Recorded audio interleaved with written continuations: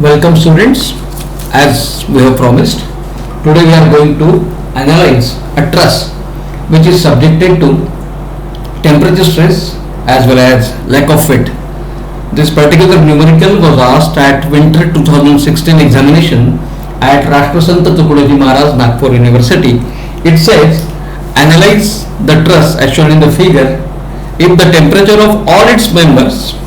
In our last example we have seen temperature of only one joint has increased by 60 degree, but in this case temperature of all its member is increasing by 30 degree centigrade, and also length of member AC is found to be 5 millimeter too short. Length of member AB is found to be 5 millimeter too short. So this is a classic case of temperature stress as well as lack of fit. So temperature stress plus lack of fit we are going to analyze. They have given the value of alpha 12 into 10 to the power minus 6 per degree centigrade, value of E 200 GPa, as we have seen GPa is kilonewton per mm square, and A 750 mm square. Okay, then we have started analysis of this particular thing. So what is the first step? As we have seen, the first step in analysis of any such numerical is finding out degree of kinematic indeterminacy. So all of you must have judged, this is the truss which is under consideration. So degree of kinematic indeterminacy of this truss is 3. If this is joint A, this is joint B, this is joint C, and this is D, as it is given in the examination. So this truss at joint A, since it is hinged, there is no degree of kinematic indeterminacy possible. It cannot move in x direction, it cannot move in y direction. These are the two degrees of kinematic indeterminacy possible in every joint of a truss element. Even at D, since it is hinged, 2 degree of kinematic indeterminacy, but they are not possible, so I have indicated it with red color. At joint B, only 1 degree of kinematic indeterminacy is possible, that is the displacement in y direction. Displacement in x direction is restrained by having this roller support.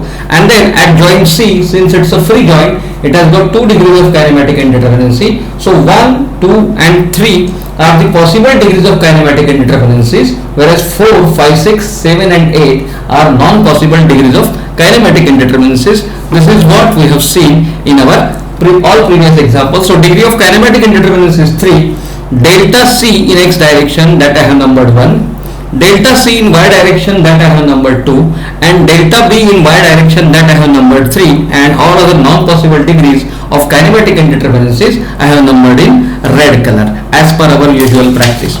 Now next step is joint data and member data. Now joint data, I know that the joints, I know that this length is 4 meters, and this length is 5 meters, and this is 4 meters. This is 5 meters and this is 4 meters. I will select A as origin and I will pass my axis through like this. This is my x axis, this is my y axis. If I select x as origin, my joint data will be A 0 0, B 0 4, x axis is 0, C 5 4 and D 5 0. This will be my joint coordinates. So I have written my joint coordinates A 0 0, B 0 4, C 5 4 and D 5 0. This is 5 0, this is 5 0. So this is my joint data. Now my member data, I have selected my member AB. Now I am keeping this again in view. I have selected my member AB. Then I have selected member DC. You must have judged it correct till now that why I have selected member DC and not CD, because AB and DC will have same properties, because theta for AB and theta for DC is same. Theta is the angle bent with respect to positive x-axis in anti-clockwise direction. Similarly, BC and AD will have same properties. That's why I have selected member BC and AD. I can select AB, BC, CD, DA, no problem. But my wisdom of solution up till now says if I select AB, DC and BC, AD, that will help me to a lot extent, because all T matrices, all K matrices will be same. Then AC I have selected and BD I have selected. Here I can select anything. So I have selected these members, and then using the joint data I will find C, length of member, AB, DC, BC, AD 4, and this is 6.40 that I have calculated using Pythagoras. Now I will calculate the C data and S data using the formula. As all of us know, I will AB. So I am calculating AB. AB, A is 0, 0, B is 0, 4. So C is x2 minus x1, that is 0 by 4, that is 0. S is y2 minus y1, 4 by 4, that is 1. So 0 and 1. Similarly for DC, same thing will be there. That I have notified it over here. That will be given to you as a PDF. So no problem, we can refer it in detail. So I have solved it for every member. AD same as BC, AC and BD. So I have calculated the member data C, S and C square, S square and CS. Once I calculate C and S, C square, S square and CS, that can be calculated. So this is the member data for members AB, DC, BC, AD, AC and BD. So I have calculated joint data and member data for all the members of the truss. Now next step is element stiffness matrix in global coordinates. So element stiffness matrix in global coordinates, K global AB is equal to, now formula is AE upon 4 C square CS minus C square minus CS, CS S square minus CS minus S square minus C square minus CS C square CS minus CS minus S square CS S square. So I know C and S for AB, I know C square and S square for AB, I know C square and CS are 0 and S square is 1. Keeping this data in view, I have just written this matrix for AB. Now I am again referring this diagram for AB. How I am going to notify AB? AB will be 5, 6, 4, 3. Though I have given 3 number to the Y coordinate, but I must remember my truss element says first X then Y, first X then Y. So I have selected 5, 6, 4, 3. So this element is 5, 6, 4, 3 by 5, 6, 4, 3. Out of which I know only this element is of some use for writing the global stiffness matrix, because this is 3, 3. In my global stiffness matrix, which will be of the size 3 by 3, global stiffness matrix for the structure, which will be of the size 3 by 3, 5, 6, 4 columns will not be there. There will be column number 1, column number 2, column number 3, row number 1, row number 2, row number 3. So the intersection of third row and third column, that is 1 or 1 by 4, rather not 1, 1 by 4. AE is same for all the members. That's why I have not considered AE, value of AE to be put right over here. Value of AE I will put right when it is extremely required. At this stage I can do without putting the value of AE, so that I can save my calculation, I can save my calculation time. So since value of AE is same for all the members, I am not going to put value of AE right over here. Value of AE will be same for all the members. Okay, so I have written the stiffness matrix for member AB. Now similarly I will write global stiffness matrix for member BC. For member BC, length is 5, and since BC, you look at this matrix BC, look at this member BC. BC, the local direction, local x direction and global x direction are same. So local matrix and global matrix for BC is same. So 1 0 minus 1 0, 0 0 0 0, minus 1 0 1 0 and 0 0 0 0. For BC, I am going to write 4 3 1 2. So that's why I have written 4 3 1 2 by 4 3 1 2 5 by BC. I know all these elements, third row third column, third row first column, third row second column, will be of some use in writing my global stiffness matrix for structures. That's why I have underlined these matrices. Next under consideration is K global AD. How is member AD? I will just again see it, refer to it. AD, again AD is a member in which local x-axis is coinciding with global x-axis, and even if I go with C square, CS and all that pattern, it will be 1 0 minus 1 0. So this is the matrix for AD. Now my friends, member AD, the coordinates will be 5 6 7 8. Member AD, the coordinates will be 5 6 7 8. So 5 6 7 8 by 5 6 7 8. I know nothing will be traced from this particular element stiffness matrix for the global stiffness matrix of the structure, because the structure global stiffness matrix will not have any column numbered as 5 6 7 8. It will have only columns up to 1 2 3 by 1 2 3, and that is why this is no element can be traced from this. Now I am going to trace member DC. Member DC, again AE by 4. How is member DC? I have taken member DC. So for my matrix for member AB as well as matrix for member DC will be same, because all other properties are same.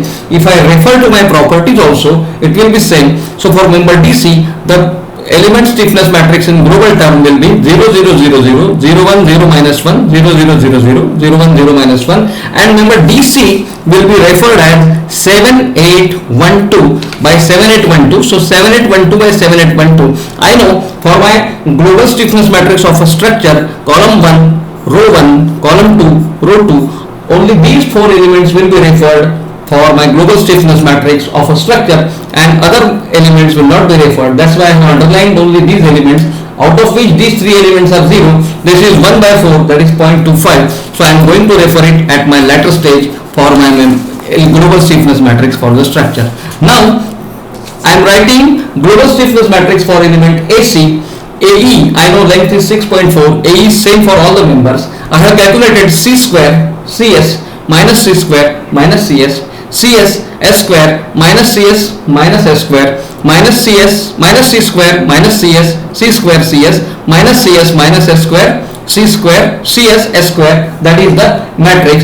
And for my member AC, I have taken member AC, my reference will be 5612, first X and then Y, 5612 by 5612. So this member AC is 5612 by 5612. I know out of these 16 elements, only these 4 elements in the lower quadrant, lower right quadrant will be of my use. That's why I have underlined it for my reference to map it to the global stiffness matrix for the structure. And now last element, element BD, I know C square CS for element BD, since sign was negative, CS was negative, so C square CS minus C square minus CS minus CS CS S square minus CS minus S square minus C square minus CS C square CS minus CS minus S square CS S square. And now element BD will be referred as 4378 by 4378. So I have referred this 4378 by 4378, out of which I know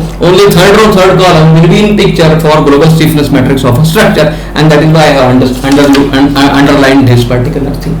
So I have written the global stiffness matrices for all the elements under my consideration. There were 6 elements, so I have written global stiffness matrices for all the elements under my consideration. Now I will refer it one by one when I need to write this next step, that is assembly of structure stiffness matrix in global coordinates, that is K global structures. AE is common for all the members. Now I am going to refer each element one by one. So first element I am going to refer is AB. This is the first element I have written, AB. So from AB I know only this third row, third column needs to be mapped for global stiffness matrix of a structure. Third row, third column is 0.1, 1 divided by 4, that is 0.25. So this is I have taken from element AB, third row, third column from element AB. Right. Now that's all from element AB. Now I am referring from element BC. Next element was BC. Now pay attention. Third row, third column is 0. Third row, first column is 0. Third row, second column is 0 from BC. First row, third column is 0.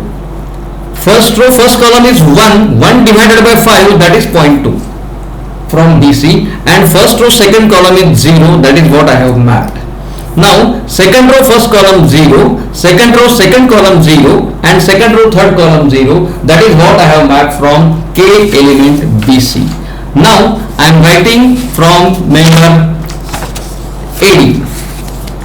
AD. Nothing to be mapped from AD since it is 5, 6, 7, 8, and my global stiffness matrix is 1 by 1 2 3 by 1 2 3 for the structure. So I will not map anything from structure AD. Now I will map from DC. For DC I know only this corner has to be mapped. Now first row, first column 0. First row, second column 0. Second row, first column 0. Second row, second column 1. 1 divided by 4, that is 0.25. This is what I have mapped from DC. So I have mapped from 4 members. Now only diagonal members are left. Now member AC, 0.61 divided by 6.4. First row, first column, 0.61 divided by 6.4, that is 0.095. First row, second column, 0.238 divided by 6.4, that is 0.037. Second row, first column, 0.238 divided by 6.4, that is 0.037. And second row, second column, 0.39 divided by 6.4, that is 0.061. This is what I have mapped from AC. And now last member, I know BD, from BD member, I know only this is to be mapped. So I am mapping 0.39 divided by 6.4 at third row, third column. So 0.39 divided by 6.4, that is 0.061. This is what I have mapped from all the element stiffness matrices into structure stiffness matrix in global term. AE is common, that's why I have taken AE common. AE was same for all the members. Now I have just added it and got the final stiffness matrix. Structure stiffness matrix for the structure is 0.295, 0.0370, 0.037, 0.3110, 0.311. The structure stiffness matrix always should satisfy the conditions of equilibrium or conditions of matrix, that is, all the diagonal elements must be positive and other elements must be symmetrical, and structure stiffness matrix must be a square matrix of the order n, where n is degree of kinematic indeterminacy, and as we have seen, this satisfies all the conditions. So this is the structure stiffness matrix for our structure. Now next step under our consideration, here we are coming for analysis of temperature stress, consideration of equivalent forces that are generated due to temperature stresses or lack of fit. I know the temperature rise, for temperature rise alpha is given 12 into 10 to the power minus 6, A is given 750 mm square for all the members, E, modulus of elasticity of the material is given 210 GPa, that means the material is steel, that is 210 kilonewtons per mm square. GPa, gigapascal, is kilonewton per mm square, and delta T, the temperature rise, this rise in temperature by 30 degrees centigrade, delta T is 30 degrees centigrade. So I have just multiplied this. So if I multiply kilonewton per mm square into mm square, I no need to convert this mm square into meter square, and this kilonewton per mm square into meter square. Mm square multiplied with mm square will get cancelled, and that is why the total answer will be in kilonewton. This is per degree centigrade and this is degree centigrade. It will also be cancelled. So ultimate result will be in kilonewtons. I have multiplied this. I got 56.7 kilonewton. I am indicating it on the structure. It is increased for all the members. So for member AB, 56.7, 56.7. Since there is increase in member AB will be subjected to a tensile force. Member BC, again 56.7 and 56.7 tensile. Member CD, 56.7 and 56.7 tensile. Member AD, 56.7 and 56.7. Similarly for the diagonal members also, there will be a tensile force of 56.7. Remember, this does not depend on the length. The temperature rise does not depend on the length. There is no factor of length involved in the formula for rise in temperature, and that is why though the lengths of these members are different, the load is same, 56.7 kilonewton. So due to temperature stress, this will be effect on all the members. Every member will be subjected to a similar tensile force, that is 56.7. Why similar? Because alpha was same, area of all the members was same, modulus of elasticity of all the members are same. This means all the truss is made up of same material. That's why all the members are subjected to a tensile force of 56.7 kilonewton. Now at this stage, my mechanics, first year mechanics comes into play. For diagonal members, if it is 56.7 and if this is theta will be tan inverse of 4 by 5, that is 38.66 degrees, then this 56.5 can be resolved as 56.7 sin theta and 56.7 cos theta, calculated the value as 35.42 and 44.27. So this 56 and at joint, this is joint B and this is joint C. Similarly at joint C, this 56.7 can be resolved into 44.27 in x direction and 35.42 in y direction. At joint B, this 56.7 will be resolved into 35.42 in y direction and 44.27 in x direction. My first year mechanics will come into play because all other forces of member AB, BC, CD and DA are oriented either in x direction or y direction, so no problem. But for the diagonal members AC and BD, the forces are oriented in their local direction, So I have calculated that direction, I have calculated that theta,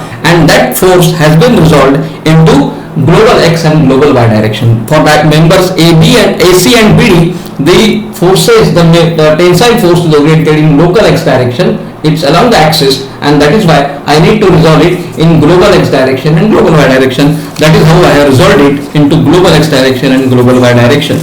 So this is what I have got.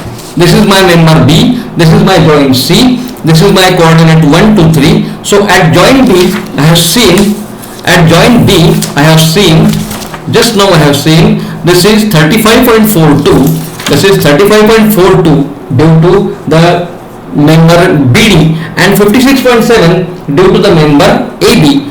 Similarly at joint C, 35.42 and 44.27 at joint D due to the member AC and 56.7 and 56.7 due to the members CD and BC respectively. These are the tensile forces. This is the tensile force in the member BC. This is the tensile force in the member DC, and these two are the resolution of tensile forces of 56.7 in the member AC. Similarly, this is the tensile force in the member AB, and this is the resolution of the tensile force in the member BD. Now my question to you is, why I have not considered any horizontal force, just like I have considered at C, why I have not considered the horizontal force acting at B? Similar horizontal forces would have been acting at C, 56.7 and 44.2. I have not written it even in this particular thing. So I want you to answer me why I have not written any horizontal force acting at B. We will discuss on it. Yes, correct. So I hope all of you got the answer. All of you got the answer. Why I have not written any horizontal force acting at B? Why I have not, just like at C, at C I have written force in X direction as well as force in Y direction. But at B, I have not written any force in X direction. I have considered only the forces in Y direction. I would have considered it easily because I have solved it. But I have not considered, I have not even written it over at B. And all of you must have judged it, right? We have discussed it. So just adding it, it comes out to be 92.12. It comes out to be 92.12 and this is 100.97. Now consider the second effect, that is lack of fit. We have considered the effect of temperature stress and now we are considering the effect of lack of fit. Now lack of fit is only for member AC. For all other members there is no effect of lack of fit. I know the formula for lack of fit is AE delta L upon L. AE delta L upon L. Delta L is 5 mm, L is this. So I have just calculated it. And I got the force. Since it is too short, there will be a compressive force of the magnitude 123.05 kilonewton. 123.05 kilonewton. AE, I know the value of AE. Delta L is 5 mm and length of the member is 6.4 meters. I have calculated it. Now I know this 123.05 kilonewton will be resolved as 123.05 cos theta along x direction and 123.05 sin theta along y direction. Theta is same, 36.88 degrees and 38.6 degrees, that is what we have calculated. So this comes out to be 96.08 kilonewton and 76.87 kilonewton. This phenomenon will happen only at C and at A. At our consideration we are considering only C. So only C we are considering. So this is the effect of temperature stress. Just now we have seen this is the effect of temperature stress. So this is the effect of temperature stress 92.12, 100.97 and lack of fit only at C. Lack of fit will not happen at B because member BD or member BA were not subjected to lack of fit. Member AC is subjected to lack of fit. I have considered the effect only at C. Why I have not considered the effect at A? I want you to answer the question, simple question, why I have not considered the effect of lack of fit at A at present. There is lack of fit, there is this type of forces generated at A, but I have not shown it over here. I want the answer. Just like the previous example we have discussed, just like previous lack of temperature stress we have discussed, same thing, same reason I have not considered the effect of lack of fit at A because A is not in picture, B and C are in picture. So this is the effect of lack of fit at B, this is the effect of lack of fit at C. So by combining these two effects, effect of temperature stress and effect of lack of fit, the total effect will be like this. The total effect will be like this. This is my coordinate 1, this is my coordinate 2 and this is my coordinate 3. So my equivalent load vector will be 4.89. My equivalent load vector will be 4.89 at coordinate 1, 15.25 at coordinate 2 and 92.12 at coordinate 2. Now what is my P global structure? My global vector for the structure? My global vector for the structure is, look at this original structure. My global vector, this is my coordinate 1, this is my coordinate 2 and this is my coordinate 3. My global vector, global load vector is 50.